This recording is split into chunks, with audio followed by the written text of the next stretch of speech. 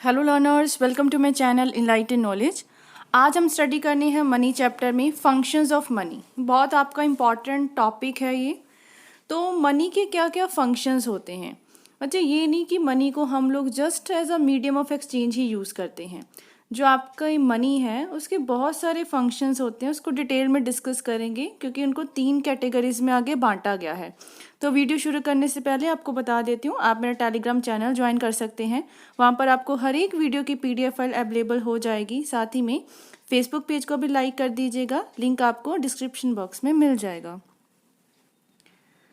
तो सबसे पहले ये ध्यान देना ज़रूरी है कि किसने जो फंक्शंस हैं मनी के उसको क्लासीफाई किया था। तो आपका है किनले ने क्लासीफाई किया था मनी के फंक्शंस को 3 कैटेगरीज में उन्होंने बांट दिया था। सबसे पहला क्या होता है, प्राइमरी फंक्शंस। प्राइमरी फंक्शंस क्या होता है, जो मेन फंक्शंस क्या होते हैं मनी के। उसके बाद हम लोग बात करेंगे सेकेंडरी फंक्शंस की, मतलब उससे बाद वाले जो आपके मेन फंक्शंस हैं उसको आगे क्या है सब्सिडरी फंक्शंस भी कहते हैं, सेकेंडरी फंक्शंस को। तो आगे और चल के उसके क्या क्या फंक्शंस हो सकते हैं, मतलब इनडायरेक्टली हम लोग कैसे यूज़ करते हैं उसको। एंड थर्ड जो आपके होते हैं कॉन्टेंजेंट फंक्शंस, जो और भी तरीके से यूज़ किया जा सकता है आपकी इकोनॉमिक डेवलपमेंट करने के लिए कंट्री की। तो क्रेडिट इंस्ट्रूमेंट्स हो गए, नेशनल इनकम को कैसे डिस्ट्रीब्यूट करना है, वो सारे आते हैं आपके कॉन्टेंजेंट फंक्शंस में। सबसे पहले बात करते हैं हम लोग प्राइमरी फंक्शंस की। तो प्राइमरी फंक्शंस होता क्या है। प्राइमरी फंक्शंस का मतलब ये होता है जो मनी के बेसिक फंक्शंस होते हैं। सारी इकोनॉमीज ऑफ वर्ल्ड में ये कॉमन फंक्शंस हैं क्योंकि मनी का ये तो रोल होना ही होना है। इसका मतलब जो फर्स्ट थिंग है that is medium of exchange. Money use ही क्यों करते हैं, क्योंकि ये एक्सचेंज का मीडियम है। गुड्स एंड सर्विसेज खरीदना है तो आपको मनी की ज़रूरत पड़ेगी। और मनी से पहले हम लोग क्या यूज़ करते थे, that is barter system. Barter system में क्या होता था, गुड्स के बदले गुड्स को एक्सचेंज किया जाता था। लेकिन उसमें बहुत सारी परेशानियां आती थी। कई बार क्या होता था, जो हमें चीज़ लेनी होती है वो दूसरे पर्सन के पास तो होती है, लेकिन उसने जो लेनी होती है वो आपके पास नहीं होती। तो दैट मीन्स वहाँ पे जो कोइंसिडेंस ऑफ जो वांट्स होता है, जो डबल कोइंसिडेंस आपको चाहिए वो मिल नहीं पाता था, जिसकी वजह से हम लोगों ने किसको इंट्रोड्यूस किया था, मनी को। तो देखो बच्चे, मनी ऑफ एक्सचेंज में क्या आएगा, it means that money acts as an intermediary for the goods and services in exchange transaction. Use of money as a medium of exchange has removed the major difficulty of double coincidence of what that was in the barter system में जो हम लोग देखते थे। अगर हमें क्या है कोई गुड्स और को बाय करना है, सेल करना है, हम लोग मनी की हेल्प से कर सकते हैं। इसीलिए जो आपका एक्सचेंज करना हो गया ना, वो बहुत ज़्यादा इजी हो गया, कन्वीनियंट हो गया with the help of money. इस चीज़ ने क्या किया है, this has facilitated multiplicity of wants and accordingly expansion of markets for the purpose of investment and economic growth. Money के आने की वजह से हम लोगों ने क्या किया है, अपनी वांट्स को मल्टीप्लाई कर दिया, जिस वजह से मार्केट्स और ज़्यादा एक्सपेंड होने शुरू। अब देखो, गुड्स के बदले गुड्स वाला कंटेंट तो ख़त्म ही हो गया। तब हमें सोचना पड़ता था। अब क्या हमारे पास पैसा है, हम लोग ज़्यादा से ज़्यादा क्या है चीज़ें खरीद सकते हैं। तो इसका मतलब कि आपके जो मार्केट का साइज़ है वो भी बहुत ज़्यादा एक्सपैंड हो गया। अब लोग क्या है इन्वेस्टमेंट करेंगे, निवेश करेंगे। निवेश से क्या होता है बच्चे, आपकी इकोनॉमिक ग्रोथ ज़्यादा से ज़्यादा होती है, आपकी कंट्री डेवलप होना शुरू हो जाती है। इसने और भी क्या किया है, it saves a lot of time as well as labour. आपका टाइम बचा, आपकी लेबर बची है, ठीक है। तो मीडियम ऑफ एक्सचेंज आपका किससे रिलेटेड है, जितनी भी ट्रांजैक्शन हो रही है टाइम के बेस पे या प्लेस के बेस पे। सेकंड आपका जो रोल है मनी का, फंक्शन मनी का, that is measure of value और द यूनिट ऑफ अकाउंट। अब बार्टर सिस्टम में क्या होता था कि जैसे हम लोग कोई और चीज़ को खरीदने के लिए हम लोग कहते हैं कॉमोडिटी के बदले कॉमोडिटी लेनी है, हम लोग उसको तोल भाव के नहीं देते थे। जस्ट क्या है, एक डबल कोइंसिडेंस देखते थे, हम मुझको ये चाहिए, तेरे को ये चाहिए, तो ये ले ले। लेकिन उसमें कोई हम लोग मेजरमेंट नहीं रखते थे। इससे बहुत बड़ी डिफ़िकल्टी आती थी लोगों में। ये क्या होता था कि किसी को बड़ी चीज़ के बदले छोटी मिल जाती थी, छोटी के बदले बड़ी मिल जाती थी, वो हम लोग मेज़र ही नहीं कर पाते थे। मनी के आने की वजह से क्या होगा, यूनिट ऑफ अकाउंट का मतलब ही ये होता है कि हर गुड और सर्विसेज की कोई ना कोई वैल्यू होगी। ठीक है।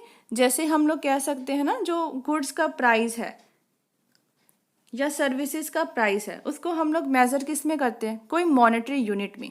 वो किससे पॉसिबल हो पाया, मनी की हेल्प से। जैसे कि इसने कहा है कि प्राइस ऑफ शुगर क्या है, ₹20 पर केजी, मतलब हमने शुगर का प्राइस पर केजी कितना तय किया है, 20 पर केजी।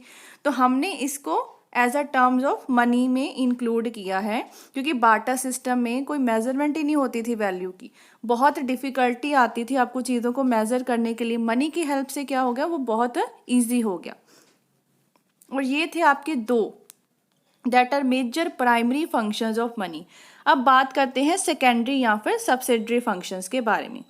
अब जो ये फंक्शंस होते हैं, ये आगे इसको 3 भागों में बांटा हुआ है। फर्स्ट है आपका स्टैंडर्ड ऑफ डेफर्ड पेमेंट्स। अब ये पता होना चाहिए कि डेफर्ड पेमेंट होता क्या है। डेफर्ड पेमेंट का मतलब होता है कोई ऐसी पेमेंट जो आप फ्यूचर में करने जा रहे हो, ठीक है। कोई ऐसी payment, those payment which are made sometimes in the future, like the repayment of loan. आपने लोन उठाया किसी से, आपको उसको रीपे करना है, फ्यूचर के पीरियड में ही रीपे करोगे इंटरेस्ट के साथ में, तो वो होती है आपकी डेफर्ड पेमेंट्स। अब मनी की वजह से क्या हो गया, ये डेफर्ड पेमेंट्स की ट्रांजैक्शन करना जो भी लोन से रिलेटेड है वो बहुत ज़्यादा ईजी हो चुका है। मनी ने क्या कर दिया, that it made easy for the producers, consumer and the government to take loans from the market। कि अब लोग, कोई प्रोड्यूसर है, कोई कंज्यूमर है या आपकी गवर्नमेंट है, वो ईजिली क्या है, मार्केट से लोन ले सकती है। Also it is because of money that the sale and purchase of shares, bonds, securities has become possible। Money की वजह से भी जो बॉन्ड्स एंड शेयर्स को खरीदना, सिक्योरिटीज़ को सेल परचेज करना बहुत इजी हो चुका है। तो हम लोग कह सकते हैं that serving as a standard of deferred payment, money has stimulated the process of capital formation. कि जो आपकी डेफर्ड पेमेंट की वजह से ही मनी ने हमारी कैपिटल फॉर्मेशन मतलब पूंजी निर्माण को आगे बढ़ाया है, कि हम लोगों के पास क्या है, पैसा अवेलेबल हो जाता है लोन की फॉर्म में, उसको हम लोग एज अ फ्यूचर में रीपे करते हैं। तो ऐसे ही आपकी मनी मार्केट हो गया या फिर कैपिटल मार्केट हो गया, बहुत ज़्यादा ये एक्सपैंड कर सकती है। अब नेक्स्ट है आपके पास स्टोर ऑफ वैल्यू। मनी को आप लोग स्टोर करके रख सकते हो, कभी भी नीड हो फ्यूचर में, जब भी आपको ज़रूरत हो आप मनी को स्टोर करके रख सकते हो। तो मनी का ये भी फंक्शन है that act as a store of value. It implies storing purchasing power to be use sometimes in the future. कि आपने अपनी परचेजिंग पावर को स्टोर करके रखा है, जिसको हम लोग आने वाले फ्यूचर में क्या करेंगे, यूज़ करेंगे। तो सेविंग का मतलब ही ये है कि आप ज़्यादा सिक्योर्ड फील करते हो, क्योंकि कोई एमरजेंसी भी आ गई तो आपको सेविंग कहीं ना कहीं चाहिए ही चाहिए। तो न्यूलन ने इस चीज़ को क्या कहा है, एसेट फंक्शन ऑफ मनी। ठीक है, एसेट फंक्शन ऑफ मनी। इनके अकॉर्डिंग क्या होता है कि हम अपने सरप्लस वैल्यू, मतलब इनकम में से कुछ पार्ट जो कंज्यूम कर लिया आपने, ठीक है, उसके बाद आपके पास क्या बचती है, सेविंग। तो वो क्या होती है आपकी सरप्लस वैल्यू, उसको हम लोग क्या है, किसी मेन एक वैल्यूएबल एसेट के ज़रिए स्टोर करके रख सकते हैं। भले हम उसका as a bonds, promissory note हो गया, शेयर हो गया, लैंड हो गया, हाउस हो गया, किसी भी तरीके से आप अपनी सेविंग को स्टोर करके रख सकते हो। क्योंकि ऐसे अगर हम लोग स्टोर करके रखेंगे ना, तो हमको इसके बदले में क्या मिलता है, इंटरेस्ट हो गया, रेंट हो गया, प्रॉफिट हो गया, तो हमें रेवेन्यू मिलता है। तो अपनी सेविंग को अच्छे वे में यूज़ करना। अब जब तक आपका प्राइस लेवल क्या है, स्टेबल है, तो आपके जो मनी का सम है वो भी स्टेबल रहेगा। लेकिन जब बच्चे महंगाई आ गई, प्राइस का राइज होना शुरू हो गया, तो क्या होता है, आपने जो पहले चीज़ स्टोर करके रखी है उसको, उसकी जो यूज़फुलनेस है मनी की, वो अनडिटर्मिन्ड हो जाएगी। उसको हम लोग फिर वैसे नहीं मेज़र कर सकते जैसे हम लोग स्टेबल वैल्यू में मेज़र कर सकते हैं। स्टेबल वैल्यू का मतलब यही है कि हमने अपनी सेविंग तो एज अ, जैसे रेंट ले रहे हो, इंटरेस्ट है, प्रॉफिट है, कोई रेवेन्यू आप यील्ड आउट कर रहे हो। लेकिन आपकी इन्फ्लेशन आने की वजह से या प्राइस के राइज होने की वजह से वो सारा क्या है, फ्लक्चुएट हो जाती है आपकी मार्केट, आपकी सेविंग पे असर पड़ता है, जिस वजह से जो स्टोर ऑफ वैल्यू है वो कई बार क्या हो जाती है, अनडिटर्मिन्ड हो जाती है। नेक्स्ट है आपका ट्रांसफ़र ऑफ वैल्यू। तो ट्रांसफ़र ऑफ वैल्यू में क्या होता है कि हम लोग, जैसे हम कह सकते हैं कि घर को उठा के दूसरी जगह तो नहीं ना रख सकते, लैंड को उठा के तो नहीं रख सकते। हम क्या करते हैं, अगर हमारे पास सपोज करो घर है, हमने कहीं और शिफ्ट होना है, आप लोग क्या करते हो, घर को बेच देते हो, क्योंकि घर की क्या है, कुछ ना कुछ वैल्यू है। उससे क्या आता है, पैसा आता है। पैसा आगे जाके आपने जहाँ भी शिफ्ट होना है वहाँ पे घर को खरीद सकते हो। इसी को नाम देते हैं ट्रांसफ़र ऑफ वैल्यू। तो मनी का एक बहुत ज़्यादा ये कन्वीनियंट मोड है कि आप अपनी वैल्यू को ट्रांसफ़र कर सकते हो, क्योंकि जो हमारी ज़रूरतें हैं वो दिन बर दिन बढ़ती ही जा रही हैं। हम लोग अपनी वांट्स को सेटिस्फाई करने के लिए कुछ ना कुछ प्लेसेस पे जाते ही रहते हैं। इसी वजह से क्या होता है, मनी में क्या होती है बच्चे, लिक्विडिटी होती है, क्योंकि हर कोई बंदा इसको एक्सेप्ट करता है। तो मनी को हम लोग ईजिली एक प्लेस से दूसरी प्लेस में ट्रांसफ़र कर सकते हैं। अब देखो आप लोग, कोई मनी जो आपकी प्रॉपर्टी है वो क्या है, इमूवेबल, उसको हम लोग मूव आउट नहीं कर सकते हैं, किसी दूसरी प्लेस पे उठा के नहीं लेके जा सकते हैं। With the help of money you can transfer the value of it, आप लोग उसकी वैल्यू को ट्रांसफ़र कर सकते हो। ये हमें क्या बताता है, mobility of the capital. Mobility क्या होता है, एक से दूसरी जगह पे जाना। तो आपकी जो कैपिटल है वो एक से दूसरी जगह पे पहुंच जाती है। फिर है आपके कॉन्टिंजेंट फंक्शंस। कॉन्टिंजेंट फंक्शंस ऐसे फंक्शंस होते हैं that is which tend to assume significance during the course of economic development। ये ज़रूरी है हमारे देश के आर्थिक विकास के लिए। तो पहला फंक्शन मनी का क्या हुआ इसमें, money forms the basis of other credit instruments, कि मनी क्या करता है, और भी जो क्रेडिट के इंस्ट्रूमेंट है उसका बेस तैयार करता है। क्योंकि लोग क्या करते हैं, ट्रांजैक्शंस करते हैं ना, तो ट्रांजैक्शन आजकल किसकी फॉर्म में होते हैं, चेक की फॉर्म में, ड्राफ्ट्स की फॉर्म में, और भी बाकी सारे इंस्ट्रूमेंट्स की फॉर्म में होते हैं। और ये सारे के सारे क्या है, इंस्ट्रूमेंट्स जो भी हम लोग पढ़ रहे हैं ये मनी ही तय करती है, मनी उसका बेस है। तो लोग क्या करते हैं, people save a part of their income, लोग अपने इनकम का पार्ट सेव करते हैं, उसको कहाँ डिपॉजिट करवाते हैं, बैंक्स में। तो it is these deposit which are drawn through cheques. अब आपको सीधा तो वो पैसा नहीं मिलता, आपको क्या है, वो चेक काट के देते हैं, ड्रॉन थ्रू द चेक या ड्राफ्ट की फॉर्म में देते हैं।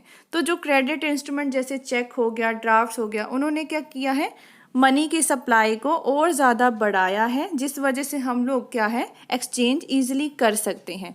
जैसे हम लोग सुविधाएं यूज़ करते हैं ना, एटीएम्स हो गए, क्रेडिट कार्ड्स हो गए, वो आपको क्या करते हैं, वो है तो मनी की फॉर्म ही, लेकिन उसको क्या है, आगे आपने कैसे यूज़ करना है, कहीं दूर बैठे हो वहाँ पे एटीएम की सर्विस आपने बैंकिंग के थ्रू क्या है, इधर से उधर पैसा ट्रांसफ़र कर लेना। तो ये मनी एक आपका बेस है अगर आपको इन क्रेडिट इंस्ट्रूमेंट का यूज़ करना है। सेकेंड है आपके पास, money facilitates the study of national income distribution, कि राष्ट्रीय आमदन को कैसे डिस्ट्रीब्यूट करना है, मनी हमें ये भी बताता है। क्योंकि जो आपकी इनकम की डिस्ट्रीब्यूशन है वो अगर इक्वलिटी होगी, इक्वल होगी, तो हमारी कंट्री में ग्रोथ एंड डेवलपमेंट होगी। तो इकोनॉमीज में grow economically but continue to remain socially backward if the bulk of national income is concentrated with the handful of individuals. कहते हमारी कंट्री क्या है, भले ही वो इकोनॉमिकली अच्छा काम कर रही है, लेकिन वो सामाजिक तौर से अभी भी बैकवर्ड है। क्योंकि अगर आपकी जो नेशनल इनकम है, राष्ट्रीय आमदन है, वो बहुत कम लोगों के हाथ में ही हो, मतलब सारा का सारा पैसा is concentrated on the few hands, उनके पास ही पड़ा है, तो हम लोग क्या है, हमारे इनकम में बहुत ज़्यादा इनइक्वालिटीज़ आ जाएंगी। So one would never know the extent of such inequalities अगर बच्चे मनी नहीं होती। तो इस असमानताएं के बारे में हमें पता ही नहीं लगता कि कितना पैसा किसके पास है, कितना किसे, हमें इनइक्वालिटी के बारे में जो हम जानकारी ले रहे हैं वो मनी की हेल्प से ही ले रहे हैं ना, क्योंकि मनी के पास अपनी एक वैल्यू है, इसी वजह से मनी का यूज़ होता है। फिर है money is the bearer of option, कि आपके पास ऑप्शंस बड़े हैं। यहाँ पे मैं एग्जांपल लेती हूँ, सपोज करो कि मैंने कोई घर खरीदना था, ठीक है, लेकिन क्या हुआ कि मेरे फैमिली में कोई बीमार हो गया। अब घर खरीदने के लिए मैंने पैसा क्या है, साइड पे रखा था, लेकिन फैमिली में कोई बीमार हो गया तो वही पैसा मैं क्या है, अपने किसी फैमिली मेम्बर पे लगा सकती हूँ। दैट इज मेरे पास ऑप्शन है, ये नहीं कि मैंने घर के लिए ही रखा था तो वो पैसा घर के लिए ही यूज़ होगा। आप उस पैसे को क्या है, कहीं भी कभी भी यूज़ कर सकते हो। So it implies that by accumulating wealth in the form of money we can exercise our option regarding the purchase of goods and services, कि हम लोग क्या कर सकते हैं, हमारे पास ऑप्शंस हैं, हमें कौन से गुड्स एंड सर्विसेज खरीदने, ये सिचुएशन पे डिपेंड करता है, ठीक है। जैसे यहाँ पे एग्जांपल क्या दी है, you may have saved money for the purchase of a LED TV, कि आपने तो पैसा सेव किया था एलईडी टीवी खरीदने के लिए, but you may happen to need money for your brother sickness, लेकिन आपको वो पैसा आपके ब्रदर की सिकनेस के लिए चाहिए, तो आप क्या करोगे, एलईडी टीवी वाला डिसीजन नहीं लोगे और आपके ब्रदर्स की ट्रीटमेंट के लिए वो मनी को यूज़ कर लोगे। इसी वजह से हम लोग कहते हैं that you can use money for any purpose you deem fit, जिस भी पर्पस के लिए आप फिट होते हो वहाँ पे आप लोग मनी को यूज़ कर सकते हो। फिर है आपका money serves as a guarantee of solvency, money एक तरीके की आपको गारंटी देती है किसी भी सॉल्वेंसी की, मतलब एक तरीके की सिक्योरिटी देती है आपको। A firm is declared bankrupt when it fails to fulfill its monetary liabilities.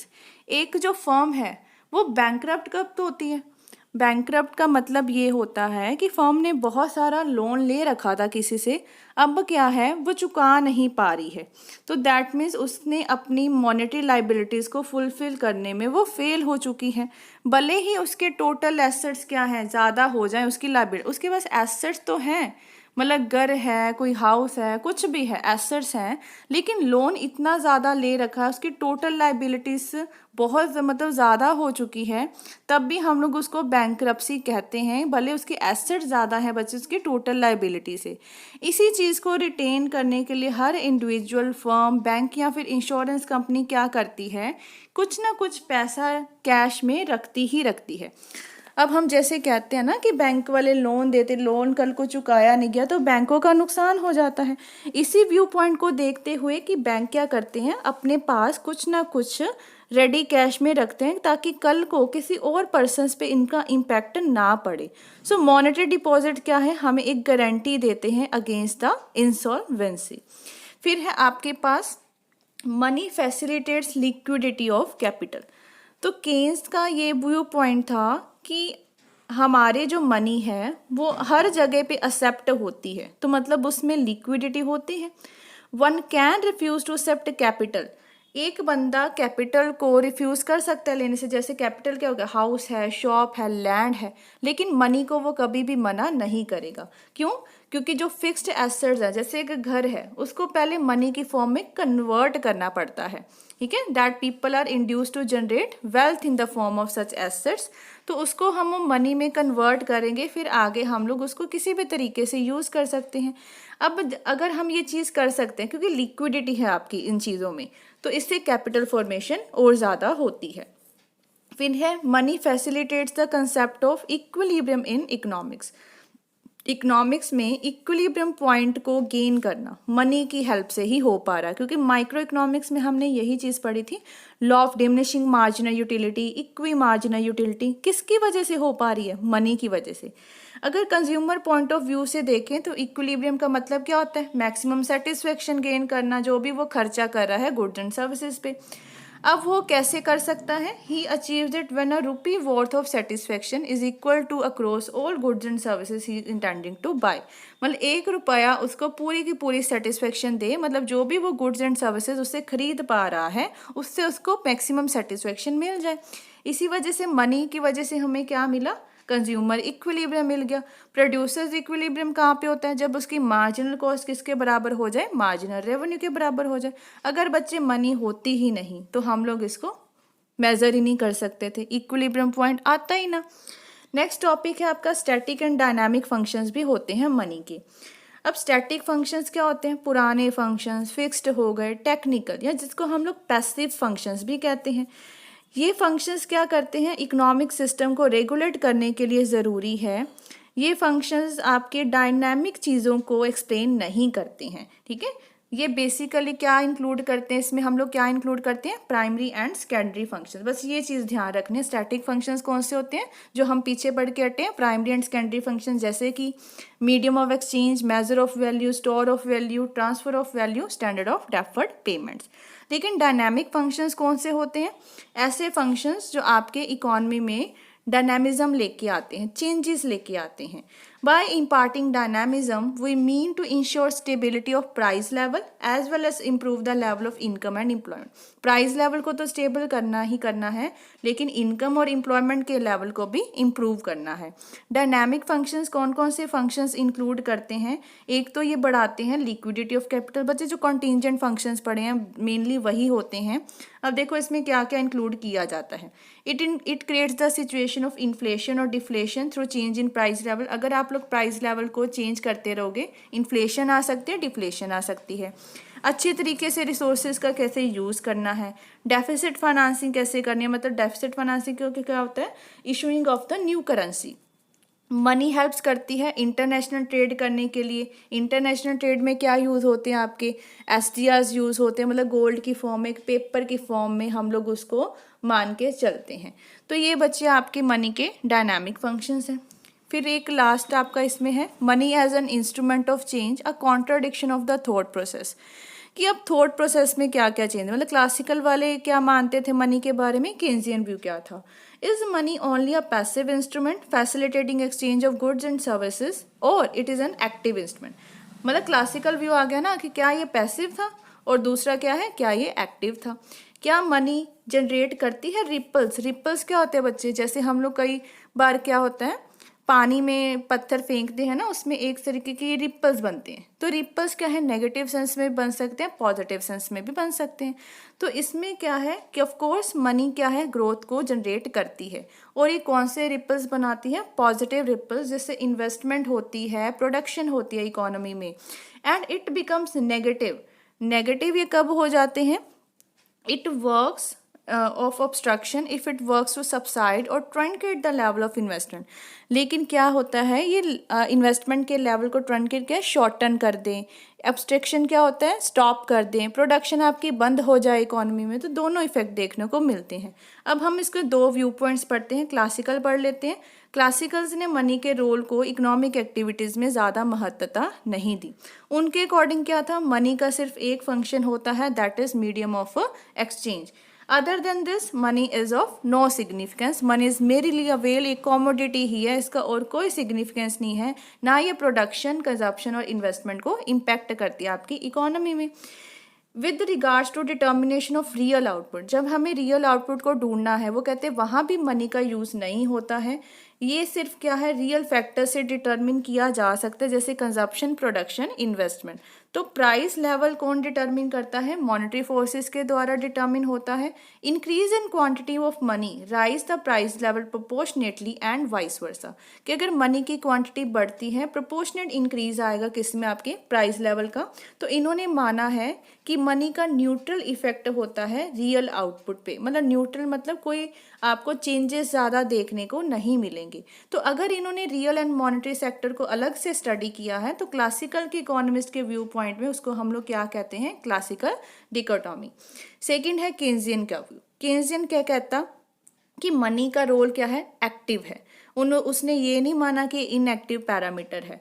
वो कहते हैं मीडियम ऑफ एक्सचेंज के अलावा भी मनी का एक और फंक्शन है, that is store of value.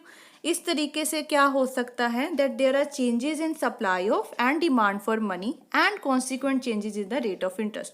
अगर सप्लाई में, डिमांड में, मनी में चेंजेस आते हैं, उससे रेट ऑफ इंटरेस्ट में भी चेंजेस आते हैं. अगर हम सारी चीज़ें कांस्टेंट रख दें और रेट ऑफ इंटरेस्ट क्या हो जाए, कम हो जाए, उससे क्या होता है, इन्वेस्टमेंट आपकी बढ़ जाती है. ठीक है, इन्वेस्टमेंट बढ़ेगी तो आगे आउटपुट भी लेवल इंक्रीज होगा, उससे आपकी इनकम, आउटपुट, एम्प्लॉयमेंट सब पे क्या है, पॉजिटिव इम्पैक्ट पड़ेगा.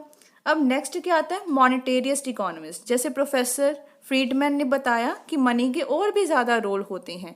ही is of opinion that money plays a significant role not only in increasing the level of income but also helps in solving the economic problems of a country. तो इन्होंने सारा कुछ ही कह दिया कि ना सिर्फ इनकम को बढ़ावा देना, एम्प्लॉयमेंट को बढ़ावा देना, लेकिन मनी आपकी सारी इकोनॉमिक प्रॉब्लम्स को सॉल्व करने में सक्षम है.